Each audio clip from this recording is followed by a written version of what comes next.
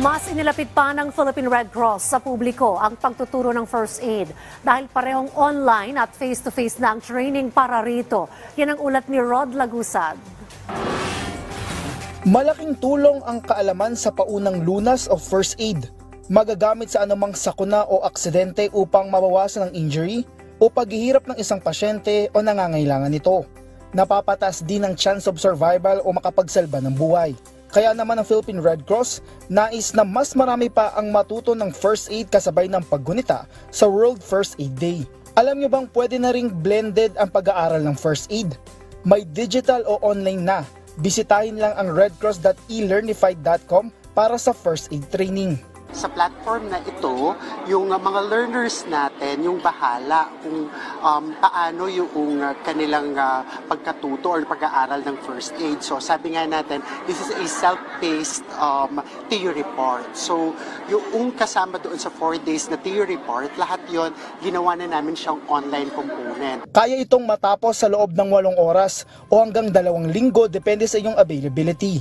May written exam at oras na pumasa dito, sasailalim sa practical assessment kung saan magkakaroon ng hands-on experience sa first aid. Since this is a life-saving skills, importante yung competency natin, no?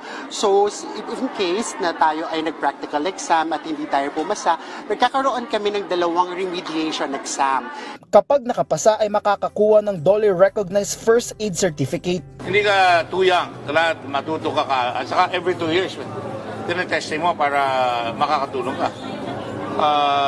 We are a big country at kung may tatabaan tayo ng mga dilubyo, yung mga malalaking kuhan, meron tayong mga tao, nakita niyo yung mga volunteers ko, makakatulong yan sa atin lahat. Iba na ang mundo, kailangan mayakap niya ang buong mundo para mas mabilis.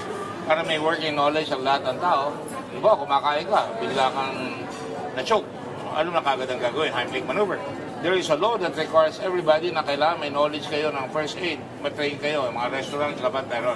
Patuloy ang pag-imbita ng PRC sa mga paaralan, kumpanya o mga komunidad na sumailalim sa training. Kasama sa training programs ng PRC ang first aid and basic life support, swimming and water safety, accident prevention, technical and basic rescue at emergency medical services courses na maaaring ma-avail sa abot kayang halaga.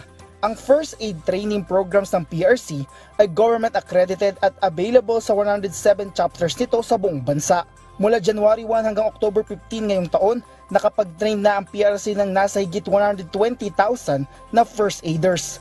Walang edad para makapagligtas ng buhay. Lahat ay may kapabilidad na matuto at magamit ito sa oras ng pangangailangan.